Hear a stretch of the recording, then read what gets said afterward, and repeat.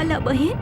हाँ, ये देखा बिस्किट केक हाँ सब ले आई बानी। हाँ हाँ इला खाला इला खाला। हाँ सेब खाइबू। हाँ छंतरा सूत गई नहीं। हाँ अरे इला खाला इला खाला। देखा वो बा वहाँ पर धड़ धड़ के इला अरे तोरा बहुत हिम्मत बा। टकला भैया का पैसा लेके भाग गया तू। तोरा के काट के टुकड़े टुकड़े कर दे। खाला खाला बहन। रे हाय कर बहनी है एकरा के उठा के ले चल तो बड़ होई तो पैसा कमाई ले एकरा से। इतना भर के बच्चा हमने क्या अंगुली दिखावत बा। चला हमारे साथ। अबे भाग ना भाग।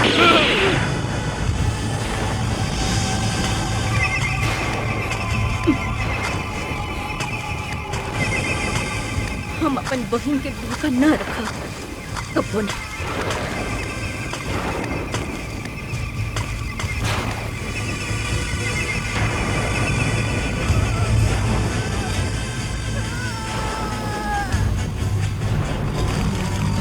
अरे घेर गई।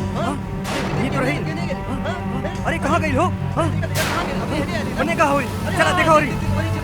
चला चला चला। ए आओ भीतर आओ। अरे तोरा के देख लिया सन तो मुआ दिहन सन। आओ भीतर आओ आओ आजो आओ। हाँ बैठ बैठ बैठ जा। हाँ का करी सरे तू? ए छुपाओ मत।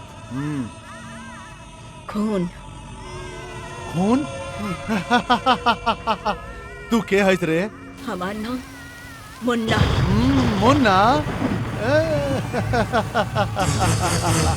निकल निकल निकल रे रे थोड़ा बरा के छोड़। थोड़ा बरा के हम क्या है तू जानता रही? केहू भी हो हमरे के इलाके में आओगे तो हम कैसे बोले रे? सारा के मार।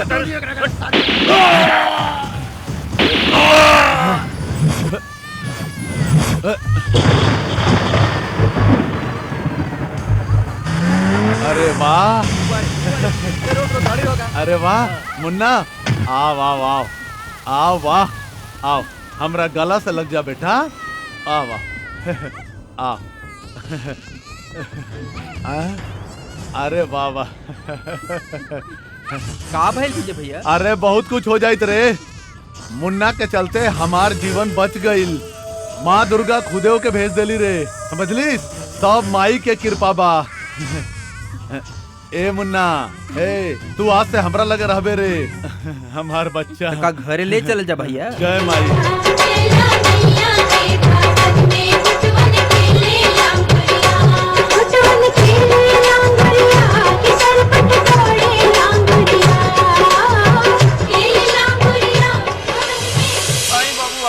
बलवंत सिंह के आदमी आयल है और घर में सब तोड़ फोड़ करके चल गई सन और कहला सन अपने मालिक से कह दिए कि हमरा घर के तरफ आंख उठा के ना देखे। अरे वो लोगन के साथ राजू शुरुआत बलवंत सिंह कैले पड़े खत्म तो के करे के पड़ी।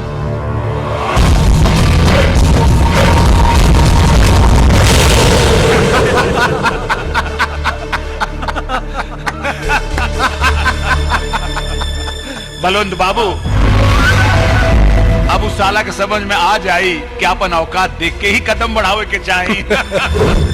और अगर अभियो ना समझ में आई तो काट के फेंक दे साला।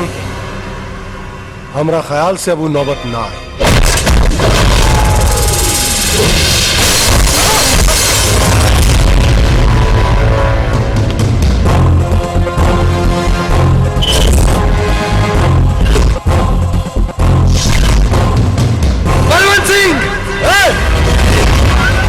चिल्लो मत, आराम से। यहाँ चिल्लाए का हक सिर्फ बलवंत सिंह के हक। सही कहा था। अपना दरवाजा पर तो कुत्ता भी शेर होला।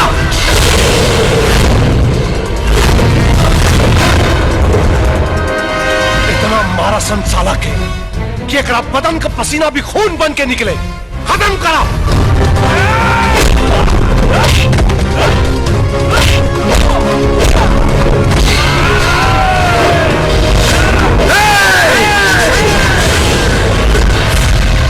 याद रख, अगर हमारा शरीर में एक बूंद खून भी बाकी रह गई तो वो तोरा बेटी के मांग के सिंदूर बन के रही। मांग और सिंदूर का फैसला तोरा मौत के बाद हुई साले। देखा कबा मारा साले की।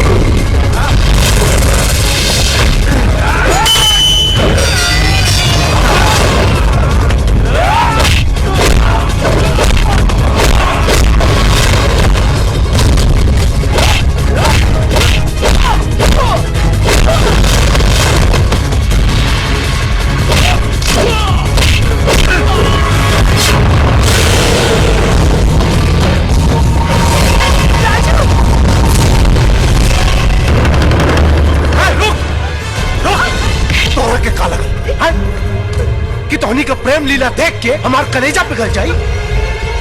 इस साला 2 कौड़ी के लौंडा के अपना घर के दामाद बना ले हम ना। अब जब यहाँ आइए गई ना तो जिंदा ना चाहिए यहाँ से।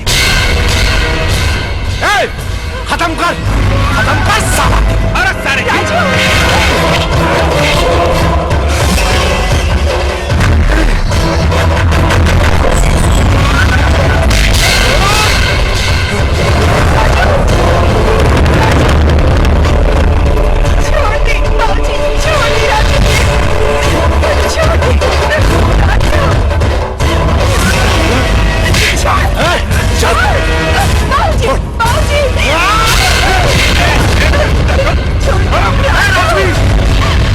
संभाले करा के।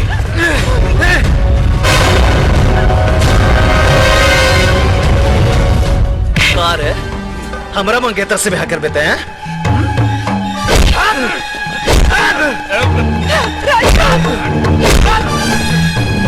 अब बोल।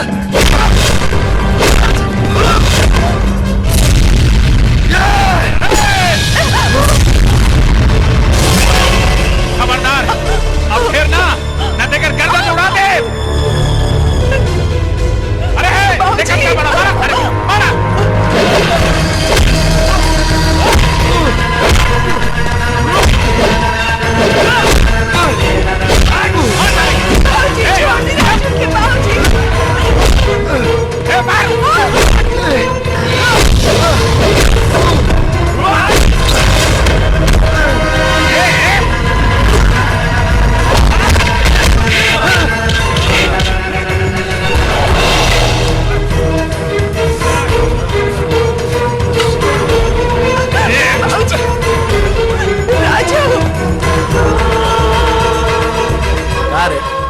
बहुत फड़फड़ा ताड़े ना।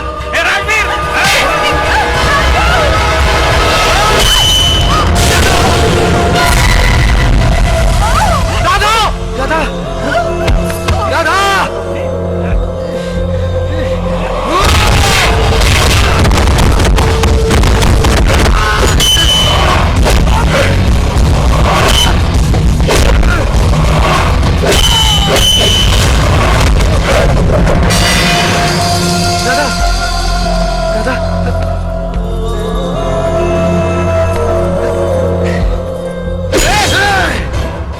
पीछा करी जान से जाई।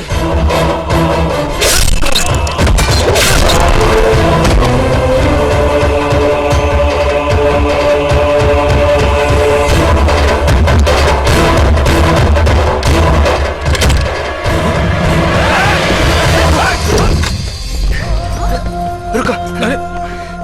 हाँ लिटाओ संभाल के। डॉक्टर साहब कहाँ पड़े? ये रहे। क्या हुआ? डॉक्टर साहब वो देखिए ना। डॉक्टर साहब वो इकरा के आई डॉक्टर साहब सर पे चोट। इमरजेंसी वार्ड में ले चलो। चलो जी। आप यहीं रुकिए।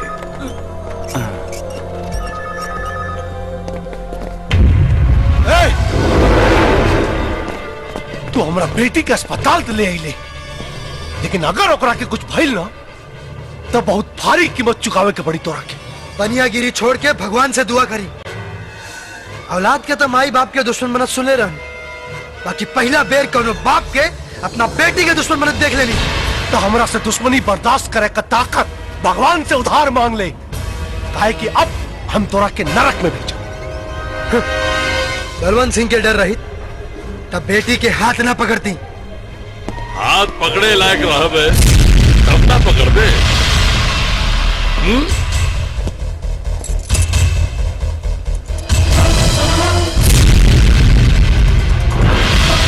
You are under arrest. बाकी हमार गुनाह का बा? गुनाह गुनाह तो अदालत में जाके पता चली। काहे कि अगर हॉस्पिटल में गुनाह बता देनी तो सजा बाद में मिली। पोस्टमार्टम की रिपोर्ट पहले निकाले के पड़ी। रिपोर्ट संभाल के बनाई है, अगर कहीं गलती भई तो हाथ की जगह गर्दन काट ले।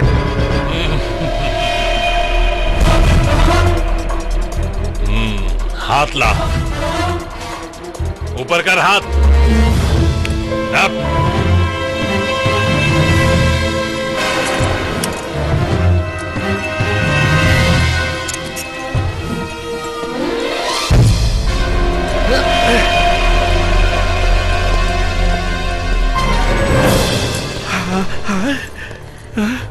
बेटी के मार के बाप बने के नया इतिहास बना देनी।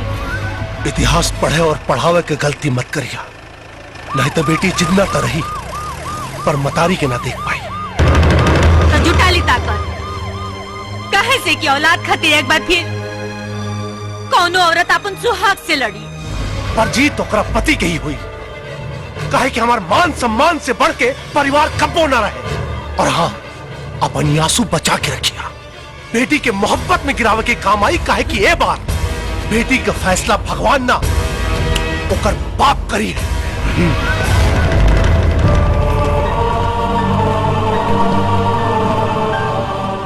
ठीक बा, हम हो मंजर देखे खातिर तैयार बानी कि जब इंसान भगवान बनेला तो ओकर चेहरा कैसन दिखाई देला। योर ऑनर, इस राजू गाइड पर लड़की को अगवा और बलात्कार करने का आरोप है। ये सब झूठ है सर साहब। Order order. Objection milord. Objection overruled. You may continue. Yes your honour, police की जांच पड़ताल, गवाहों और धारा 161 के बयान अदालत को पेश की जा चुकी है और लड़की के घर वालों को यह उम्मीद है कि अदालत से उन्हें इंसाफ मिलेगा। That's all your honour.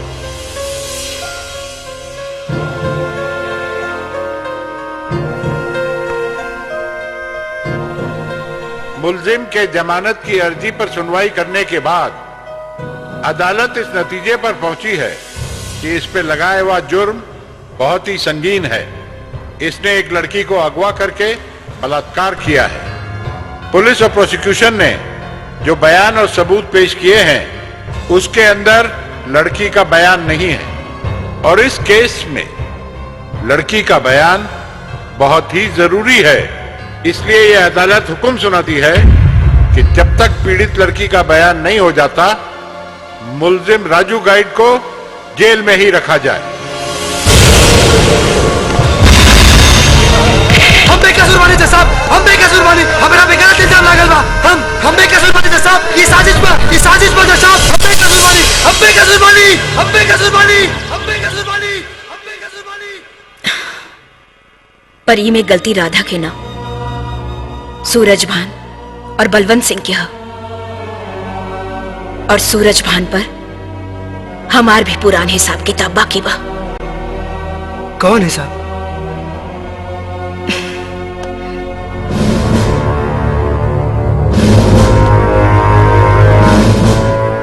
हमार पति के।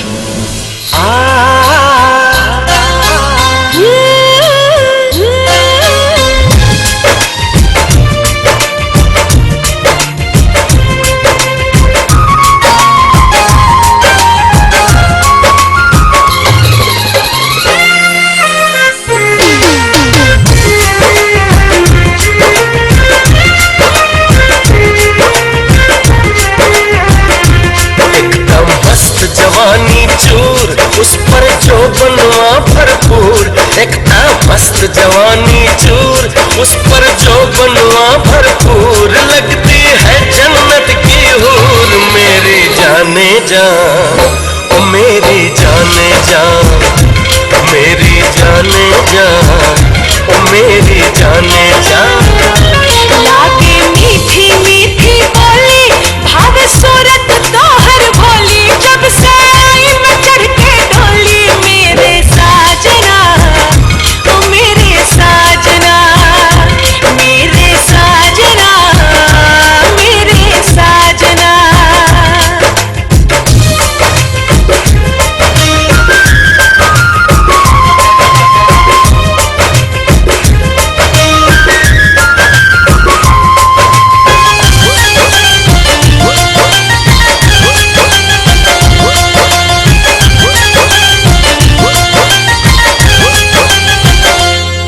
तू करवट बदले तो सागर में आए ज्वार, तू सच के निकले तो शर्मा जाए बहार।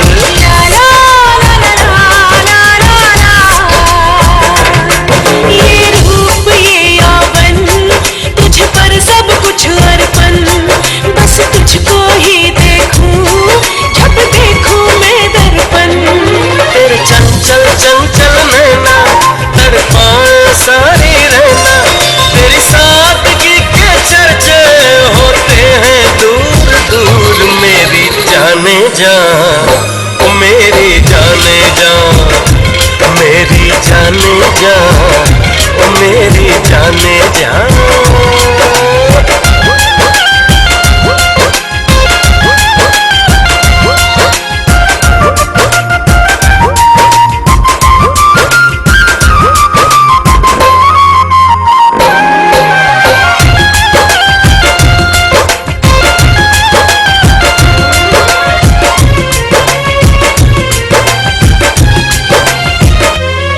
सातों जन्म सजना, बस तेरा साथ मैं पाऊं, मिले प्यार है प्यार तेरा, तुझ पर मैं वारी जाऊं।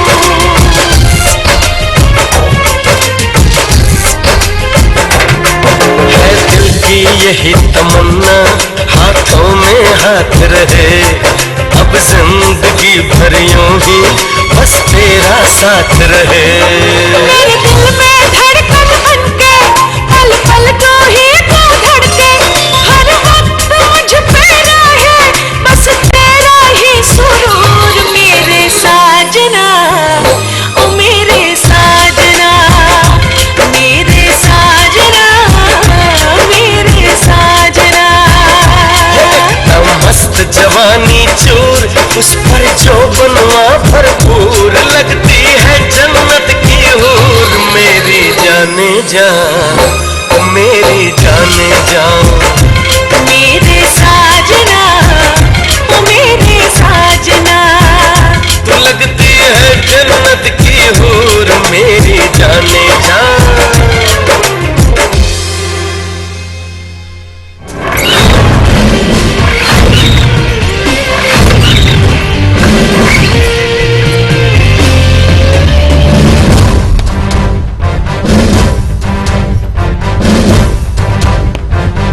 खाली लड़की छेल रही सर। सर आप कबूल न चलब सर। खुदे गुनाह कबूल करवे की कबूल करवावे के पड़ी। ये कान की झुमका खींच ले बा साहेब।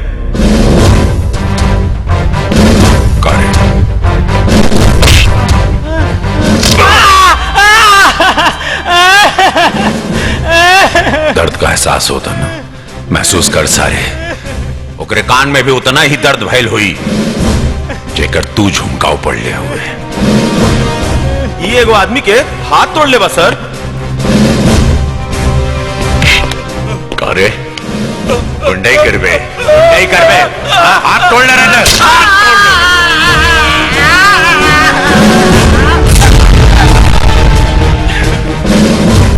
कान के बदले में कान,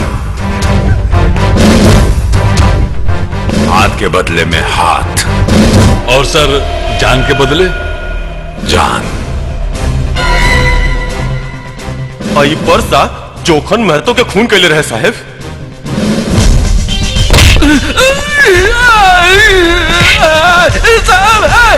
हमार बस चली तो इन लोगन के यहाँ मार देती। साला जेल भर के ख्याल से अच्छा कि उनके मार के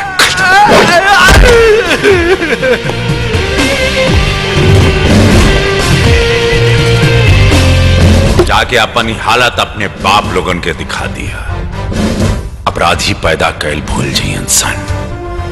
कि अभी थाना में विजय सिंह का पोस्टिंग हो गई बाटे। Sit down please. जी थैंक यू सर।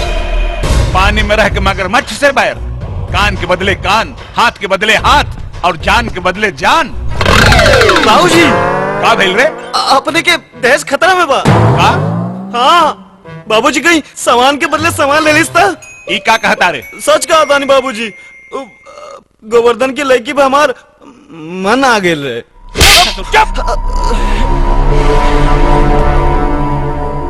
तब तो अगर लीगल कार्रवाई भइल तो सरवा हमारा कभो दादा न बनेगी। बैठा साहब, हम सड़क पकड़ के आवत रही तो सूरज भान सिंह के लेकर राजवीर तो पीछे से आके हमार मुंह दबा के हमके झाड़ी में ले गई। कहाँ जाता है? छोड़ छोड़ रखे।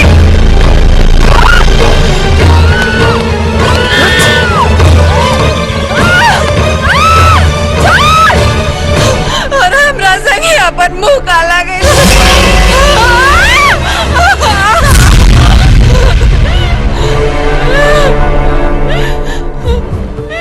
और कलश पैसा दे के पैसा ले और अपन मुंह बंद रखिए।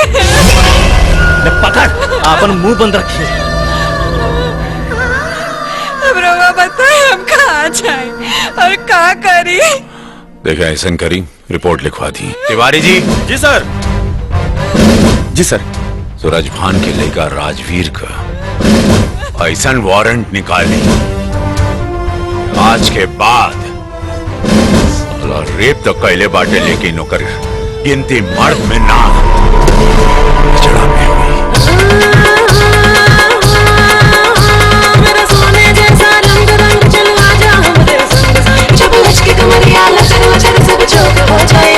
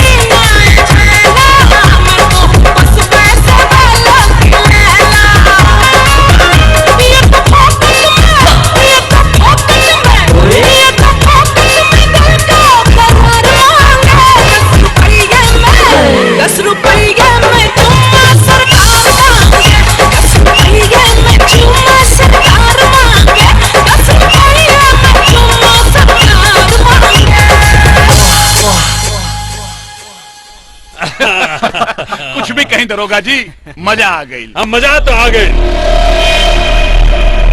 मजा तो आ गई, पर राउर बेटा हाथ से गई। अरे पगला गई बड़ा का? अरे राजवीर हमारा सामने बा, फिर बेटा कैसे हाथ से गई? अरे सामने नहीं के, जी भर के गले मिल ले एक राके। काहे के लड़की के बलात्कार के केस में अरेस्ट वारंट निकल रहल बा और विजय सिंह के अरेस्ट वारंट के मतलब बा 25,000 वोल्ट के करंट। बाबूजी। दरोगा जी बचवा के पेंट गीला हो गई बा, जल्दी से कोनो उपाय करी या तो हमनी के पीला हो जाए। ए दरोगा जी, हम राजवीर के ऐसा जगह छुपाई कि पुलिस ने कहा परिंदा के भी पता न चली।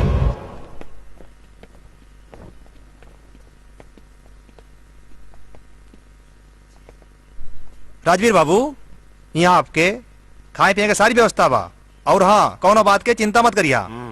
देखा 2-4 दिन बाद राउर जमानत होके आ जाई, ता फिर रहुआ जहाँ चाहिए वहाँ घूमी। अच्छा ठीक बा, जा तू लोग, हमरा के आराम करे था, कहा के बहुत थकान हो रहा बा। और हाँ जी दरवाजा बंद कर दिया। विजय सिंह हमार घंटा उखाड़। बेटा के बारे में बाप से बेहतर के जाने ला। साहब रंग माफ कर दो साहब, साहब माफ कर, गलती हो गई साहब। नहीं साहब, नहीं ना साहब। बड़ा रेप करे का शौक बाटे न रसाले। ना साहब, बचवा बड़ा गरम बटे तो आ रहा है। अरे बड़ा शरीर में गर्मी चढ़ा था तार, चल रेप करके बता। ए, कितना गर्मी बाटे हमरा के दिखा दे, अब देखे के चाहता नहीं तू रेप कैसे कर ली। दीदी हमरा के माफ कर दे, गलती हो गई दीदी, माफ कर दे। माफ कर दे। एक बार और रेप करके बता। करना कुत्ता, करना हिजरत। कहाँ गई तो चूस तेरा माई के पेट में?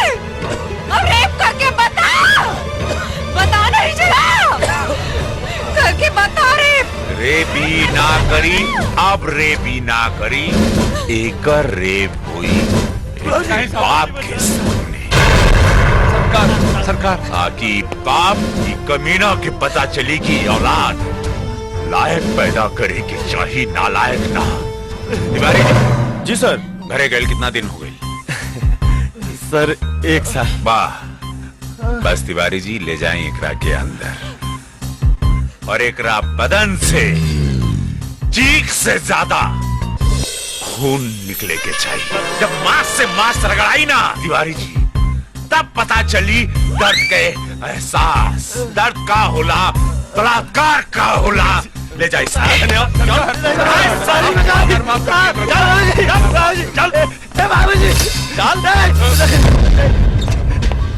अब सरकार हमरा बेटा के बचा ली सरकार, न तो हवलदार हमरा बेटा की जिंदगी खराब कर दी। बचा ली सरकार। कुत्ता लड़का जब बच्ची का जिंदगी खराब करत रहे, तब कहाँ रह ले तू सारे? कब कहाँ रह ले?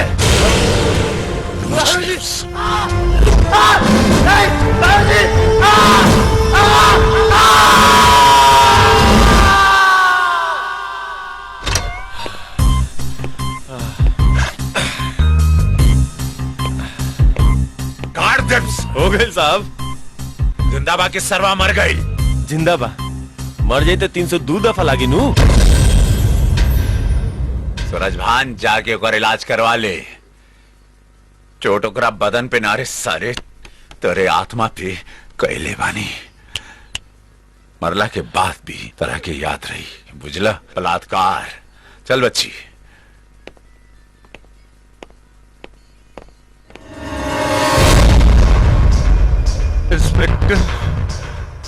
इंस्पेक्टर अगर हम तोहार मुलाकात परमात्मा से ना करा देली तो हम आदमी के ना कुत्ता का औलाद होगा, कुत्ता के।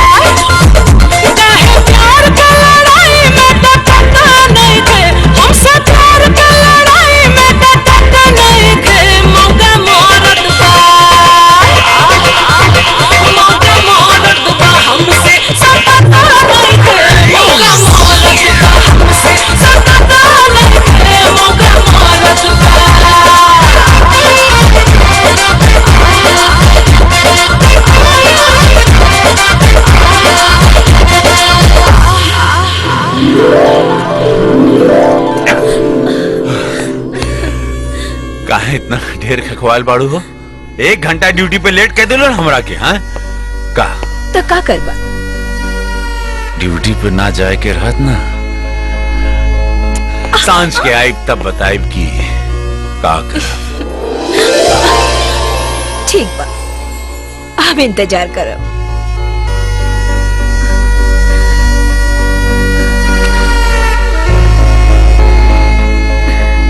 इंतजार करा।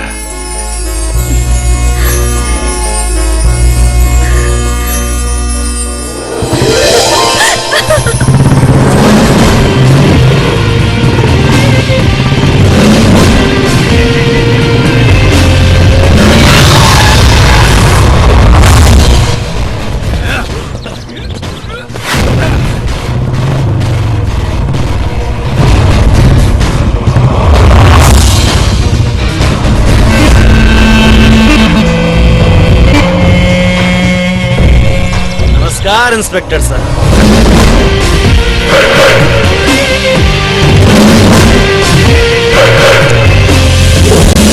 इंस्पेक्टर साहब, इस जमाना में ढेर ईमानदारी से जिए वाला के उम्र बहुत कम हो। हाँ,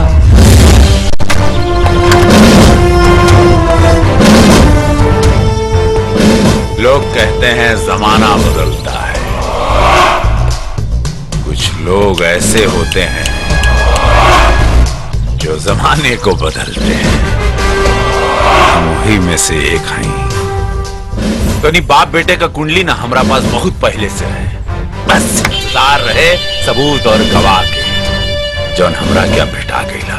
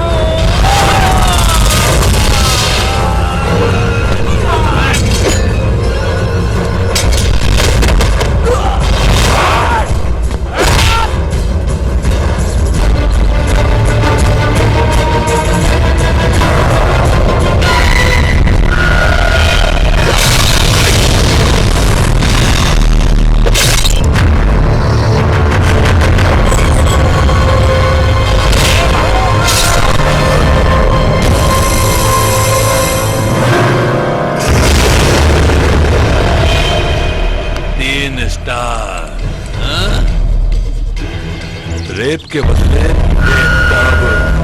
जान से जाइबे। सरफरोशी की तमन्ना अब हमारे दिल में है, देखना है जोर कितना बाजुए का दिल में। वर्दी वाला है, बिके वाला ना रे। ये बदल जाए, जान चल जाए, बाकी मार ना रे, मार सारे। तो जान से ही जाइबे।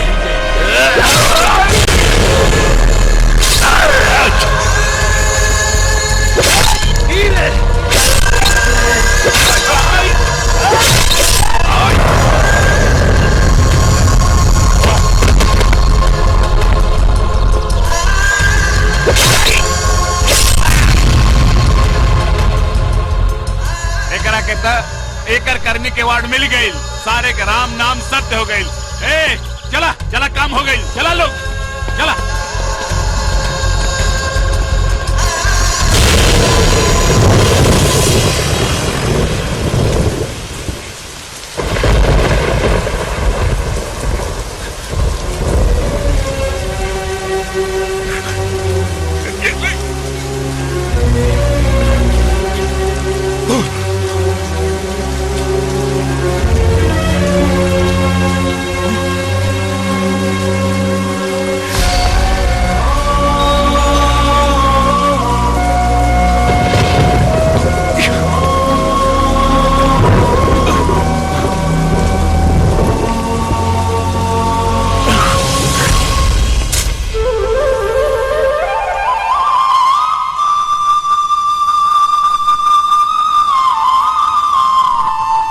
हे माता रानी, हमने पर आपन कृपा बनाए रखा।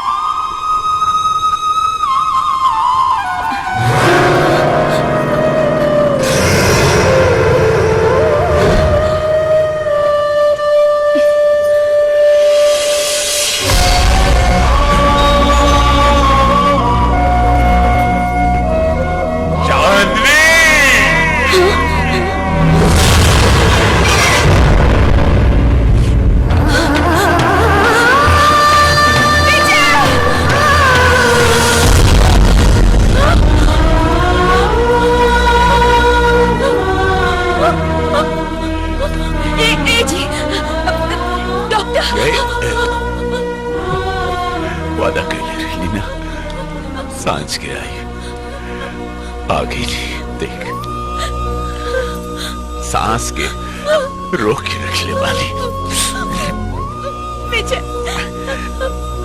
विजय देख, चांदी तो और विजय के विजय पताखा करे शरीर पे लौका था।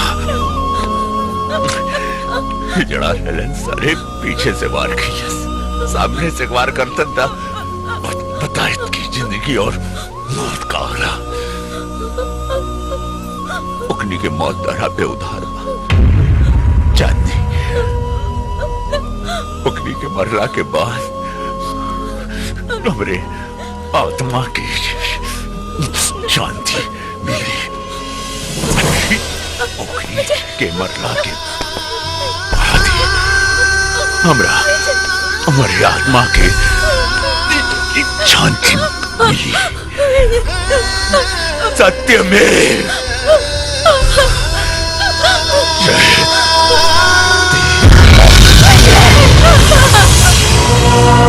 हमरा पति की एक एक चीख और एक एक जख्म याद बा, और हमरा मन के भीतर जलत आग सूरज भान के खून से ही बुझी।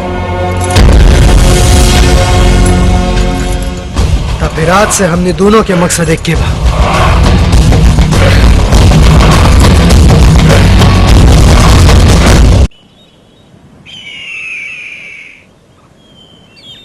हम लोग समझ में नहीं क्या होत कि हम कहाँ गरीब हुआ। बाबूजी आंसू मत गिराओ राजू, अब फैसला के घड़ी बा। वो लोग अपने अहंकार के जुनून में इतना हद तक गिर सकेले तो प्यार कैले बाड़ा, और प्यार की ताकत के आगे ऊपर वाला भी झुक चालन। फिर तो बलवंत सिंह के औकात का बा। दीदी जाके कह दी कि तोर भाई फैसला करेला जेल से बाहर आ रहल बा। जेल से? हाँ, बाकी राजू ना तूफान बन के निकली। पर तोरा के जेल से बाहर निकाले के? हम बस दुश्मन से जाके कह दी कि तैयारी कर ले, काहे कि मरे से पहले चीखे के मौका भी ना मिले।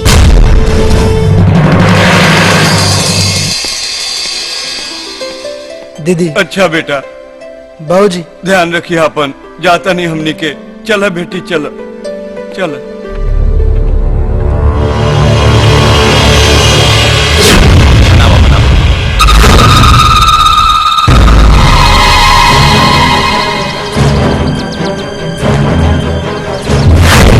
थोड़ा और दा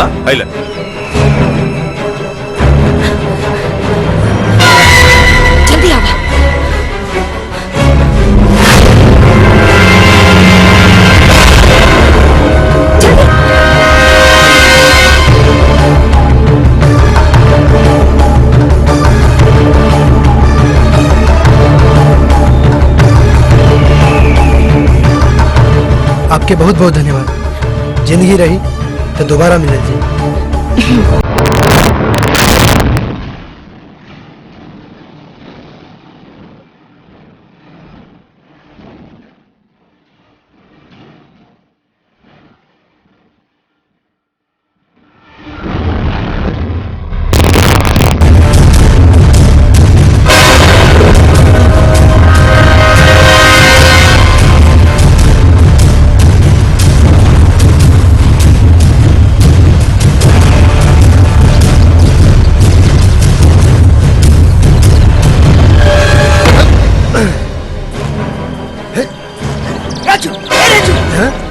गणेश तू मरते कदी के ड्रेस में बाहर जाइबा तो प्रॉब्लम हो जाई। आइला जूता। बलवंत सिंह जी, एको बैड न्यूज बा। का? वो रजुआ साला जेल से भाग गई। भाग गई? हाँ। अरे साले कुत्ता, बैठ के अचार डालत रहने का। खोज ओकरा के, जहां मिले मार दे।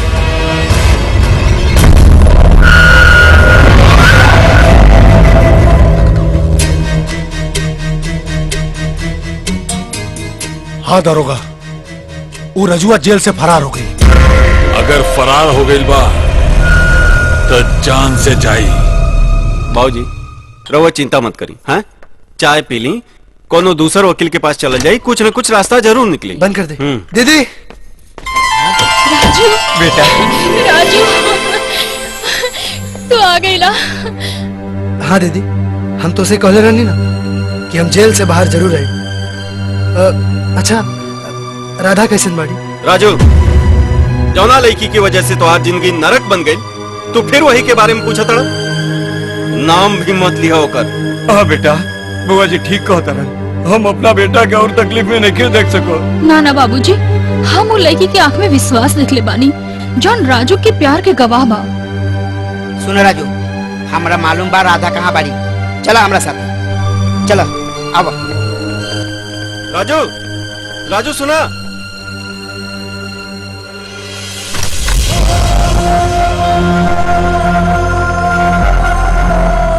राधा,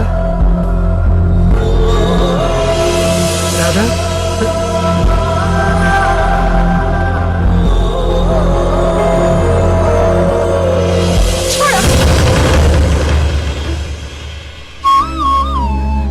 रवा के आई?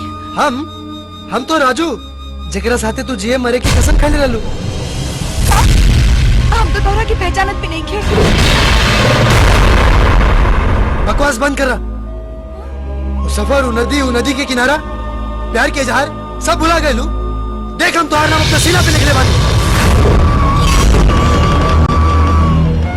ना, हम कुछ नहीं के जानत। रवा को गलत फहमी भइल बा। गलत फहमी ना, यह सच्चाई है। तू ही हमारा राधा। देखा अगर तोहरा के क्यों से डर बा तो तू हमके बताओ। हम डरे ना, मारे आइल बानी। हम कौन तो राधा वादा ना। जाई निकल जाई यहाँ से, जाई यहाँ से। बलवंत बाबू परेशान होकर से काम ना चली। इधर राधा का आवाज। राधा, राधा, कहाँ भाई बेटी? राधा, अरे काहे चिल्लात रहलू? का भाई? बाबूजी कोनो आइल रहल। वो हमके आपन राधा कहत रहे। अरे बेटा कोनो पागल रहलू। तू आराम कर, बिल्कुल चिंता मत कर, आराम कर, आराम से संभाल। हाँ, लेट जा। बलवंत बाबू, अगर जल्दी होकर पागलपन के इलाज ना भइल ना तो बहुत भारी पड़ी हमनी की। दरोगा बोले, हमरा के वो लड़का जिंदा ना, मुर्दा चाहिए। हाँ मिल जाए। लखन। जी भैया जी। आपन आदमी लगा दे, साला जहां भी मिले पहले गोली मार, ओकरा बाद हमरा के खबर कर। गोली मार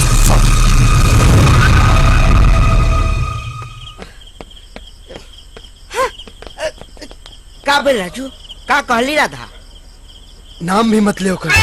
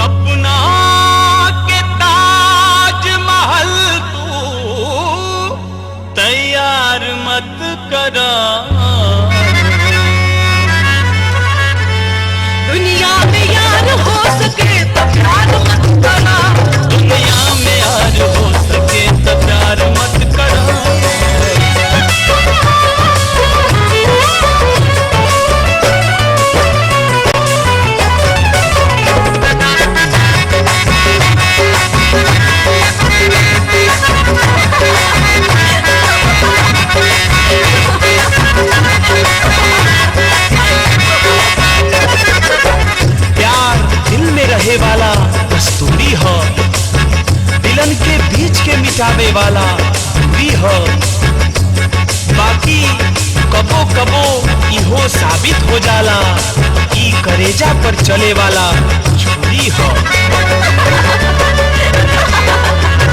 याद महबूब के आई तना ही सह पाइबा, सारा अरमान लेके तू अकेले रह जाइबा। याद कर तो हंस के हम कबला मत रहली, रूठ गइला बता के कैसे मनावत रहली। प्यार में बेवफापन कैसे उड़गा देहली, सिलाऊ प्यार के तोहरा के आज खा दिली। अब याद मोहब्बत सरकार मत करा,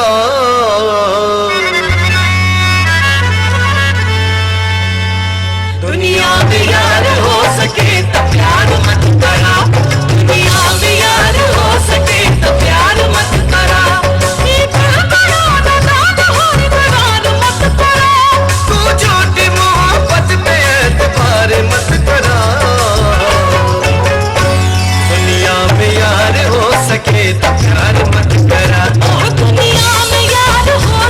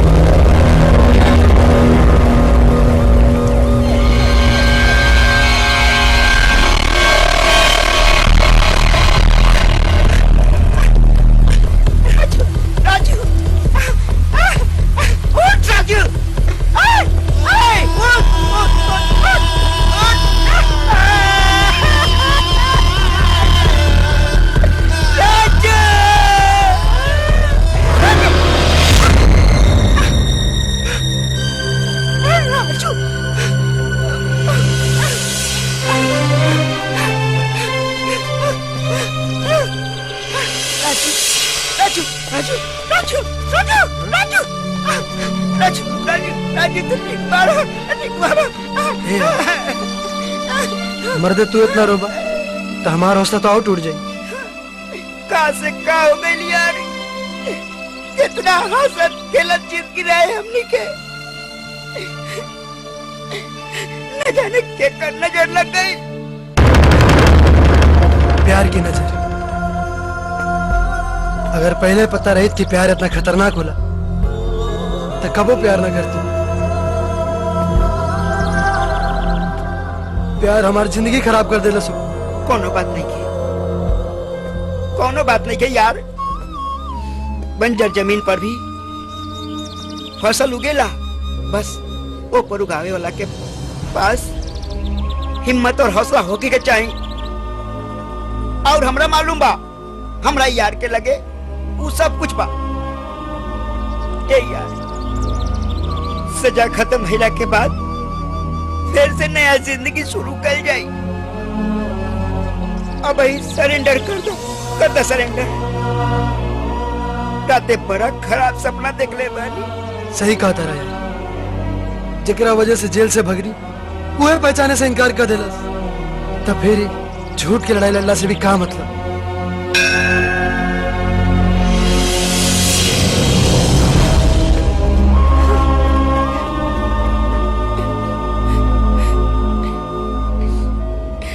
हे मैया, हमारी यार के रक्षा करो।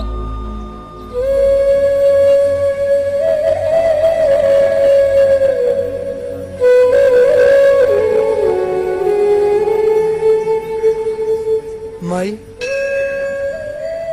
शिकायत करे भी औलाना दे तय में बेटा की अच्छाई ना बुराई लौकी, यही से कुछ कहब ना,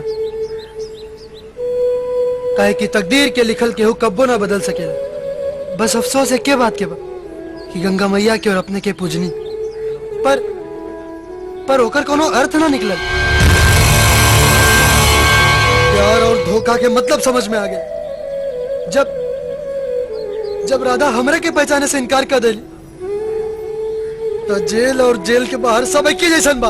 अब जेल के बाहर और अंदर ना, सीधा ऊपर मरला के बाद जो भी शिकवा शिकायत होके डायरेक्ट कर ली है, काहे कि दुनिया में भगवान के ना बड़ धनिक लोग के मर्जी चलेला।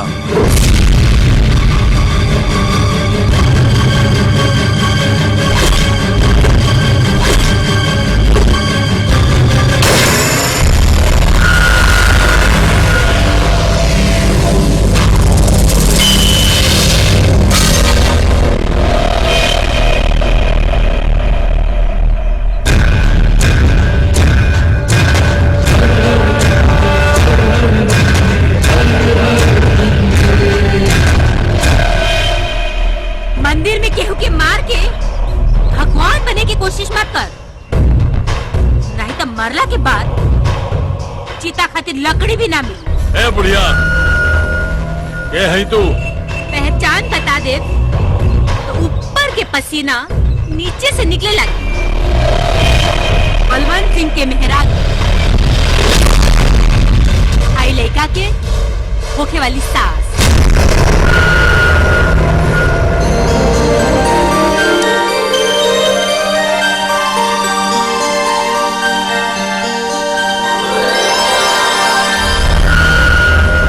राधा की माई। अब कौनो शिकवा शिकायत में बेटा, वो लड़ाई में राधा की यादाश्त गईला की वजह से हो सकेला कि तारा के ना पहचान ले हुई, पर तारा के सच्चा प्यार करेली बेटा। और एगो लड़की के ओकर माई से ज्यादा केहू न जान सकेला।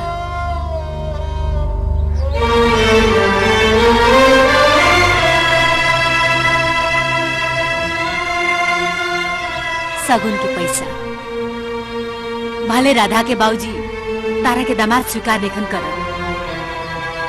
बाकी राधा के माई तारा के आपन दामाद स्वीकार कर।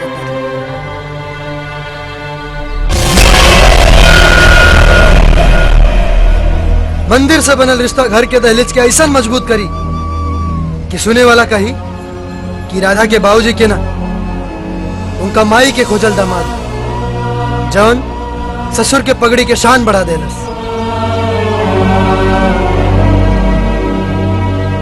जी चला था, प्रणाम। खुश रहो।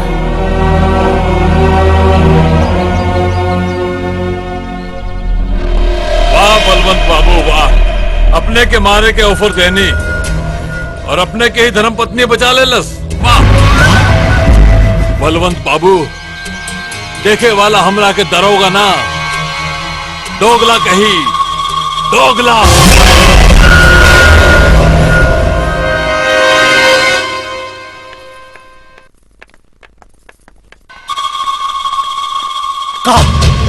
का हो रहा भाई सब?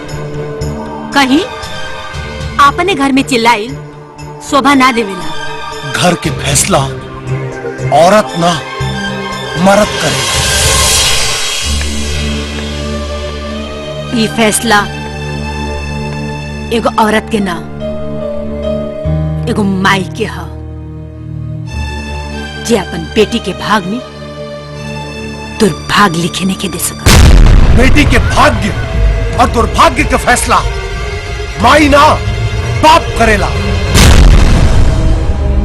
तो ठीक बा, रोवा बाप के फर्ज निभाई और हम महतारी के धर्म निभाई। तो निभावा, लेकिन कहीं ऐसा न हो कि तोहार चिता पे हमारा के बेटी का मंडप सजावे के पड़े।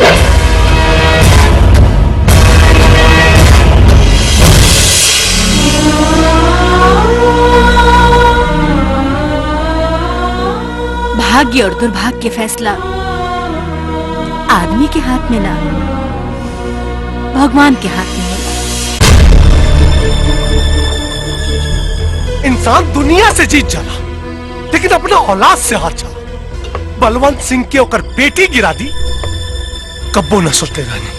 सोच के विपरीत जवन काम होला ना, इतिहास ओकरा के याद रखेला।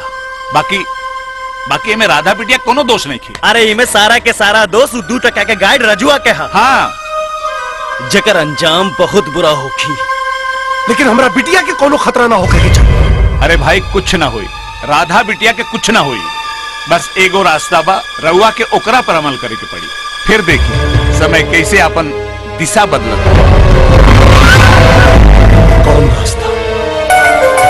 अरे राधा बिटिया की याददाश्त वापस आवे से पहले ओकर बियाह राजवीर के साथे कर दी।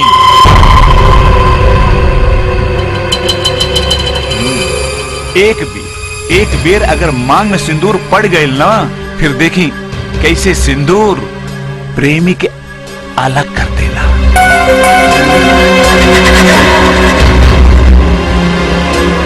कहा बात कहनी जीजा जी, बलवंत बाबू सिंदूर में बहुते ताकत होला।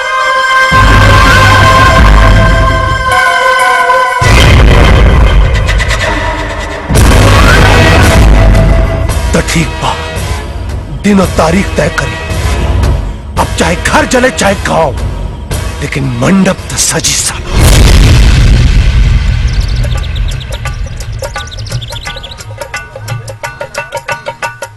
ओम अपवित्र पवित्रवा सर्वा कांग गणपति वाय अत्मर सुंदरी बाग सर्वा ध्यान करा कीजिए। चिंता मत करिए बलवंत बाबू, तुम्हारे राते कौन चिंता करोगा?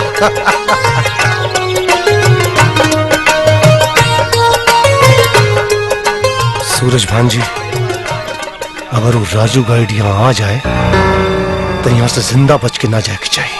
बलवंत बाबू, अगर वो यहाँ आई तो वापस ना जा पाई, काहे से कि चारों तरफ अपन आदमी खड़ा बाड़े। हाँ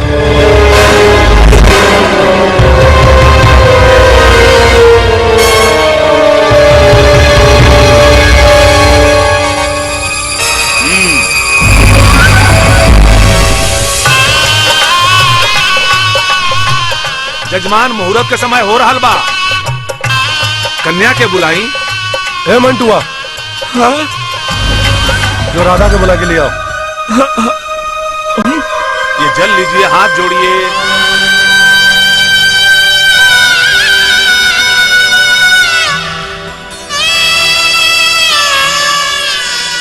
ए मलकिनी, राधा बबनी के लेके मंडप में चली, मालिक बुलाओ तो नहीं।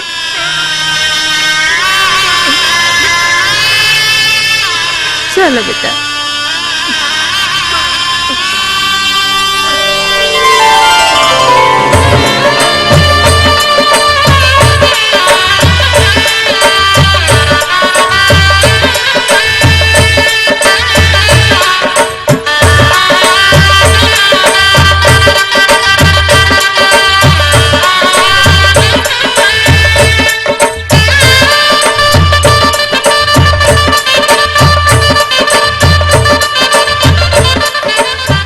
जानकी बिठाओ अग्र।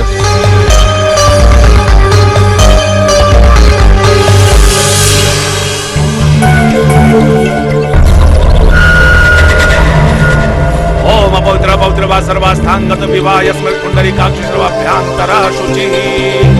ओम शांताकारं भुजगशयनं पद्मनाभं सुरेशं विश्वाधारं गगनचरं शुभांगं लक्ष्मीकान्तं योग विज्ञानि गम्यं वन्दे विष्णुं भवभयहरं सर्वलोकैकनाथं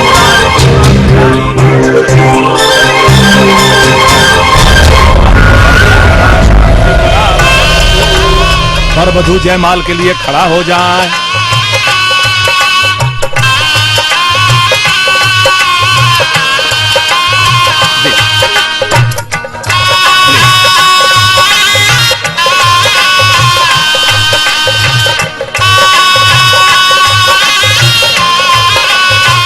वर कन्या एक दूसरे के माला पहना।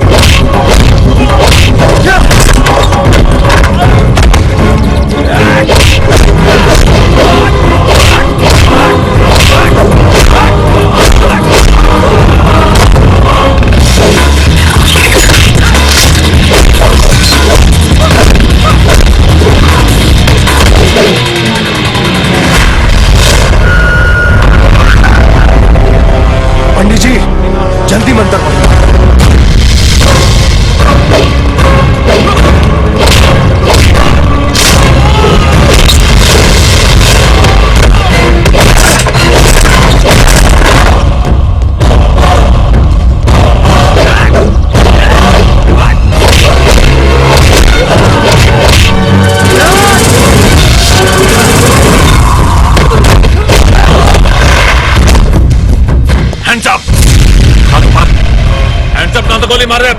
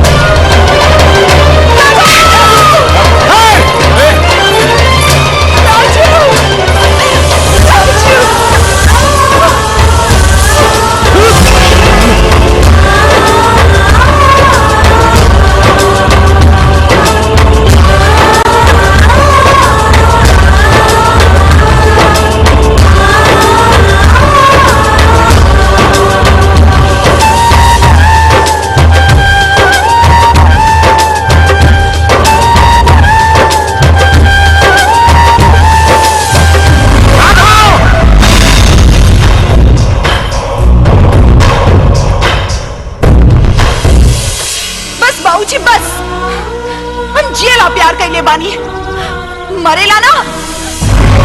खूब सरूचा कैले अपने बाप का। इन्हें दोष तोड़ नहीं खे।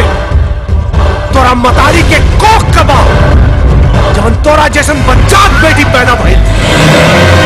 रीता सोनोग्राफी की रिपोर्ट डॉक्टर के बजाय पंडित के दिखा दी ना तो भविष्य उज्जवल हो जाए।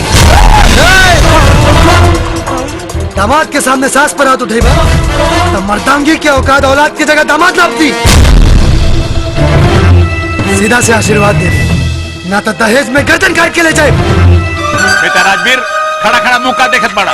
राधा बलवंत सिंह के बेटी ना हमार पतो बिया पतो खींच के ले आवा करे ले आवा।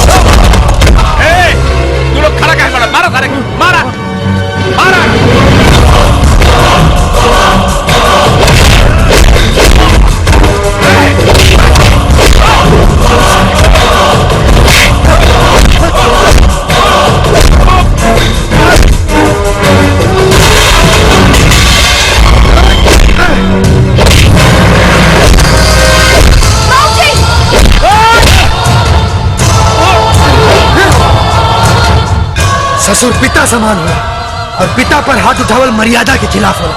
रवा न पत्नी के सम्मान देनी ना बेटी के तो दामाद के क्या देम।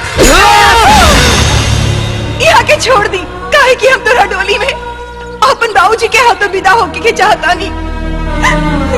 और बाबूजी प्यार कहीं ना जाला हो जाला और अब हो गई तो हम का करी। और उसके बाद भी अगर सारा फसाद के जड़ हम आई तो ठीक हो हम ही अपन जान दे देता। ना बबली ना बाबूजी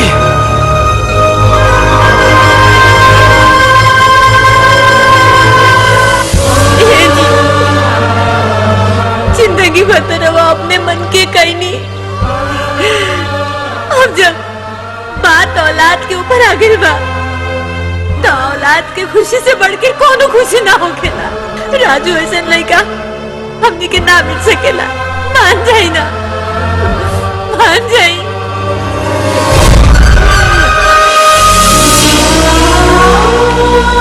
ना जानकी ए बेटा बाप भी एक इंसान होला। गलती बापों से हो सकेले। माफ कर दे हमरा के। बलवंत सिंह तू एक तरह से हमारा सपना चकनाचूर नहीं कर सकत। तोहार बेटी अब हमारे घर के ही बहू बनी। बहू तो का तोहार सारी धन संपत्ति सारी दौलत हमार होई हमार बुझला। ए सूरज भान बस अभी सपना देखल बंद कर। आज के बाद अगर हमारा बिटिया की तरफ आंख उठा के भी देख लेना तो साले चीर दे। बाबूजी हम तोरा के ना छोड़ा। बाबूजी बाबूजी बाबूजी बाबूजी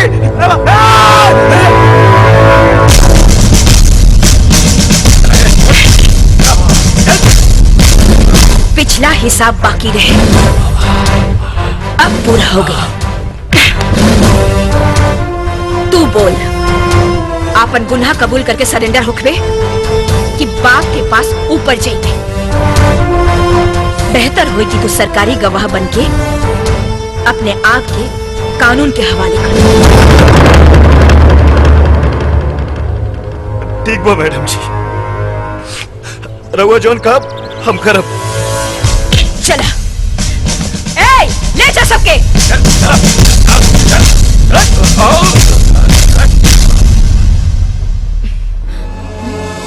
हमरों के ले चल। ना अभी ना अभी तो तू ब्याह करा। एकनी लोग के सरकारी गवाह बना के हम तोरा के छुड़ा ले। अच्छा चला तानी।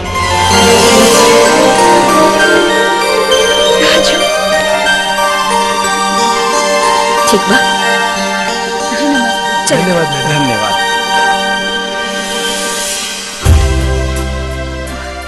अब देर मत करी लेकिन के आशीर्वाद दे दी।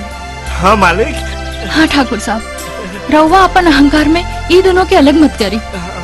बलवंत बाबू अहंकार तो माटी भी ना बर्दाश्त करेले। अरे प्यार से चलब तो पाँव के नीचे और पटक के चलब तो कपार पे चढ़ जाले।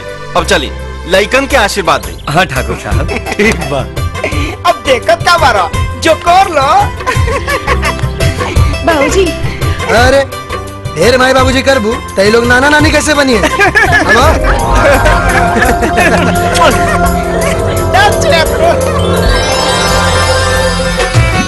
जान लगा तार जन्नत के हुस्न परी तो के देख ले बिना मन कैसे भरी। तो के देख ले बिना मन कैसे भरी।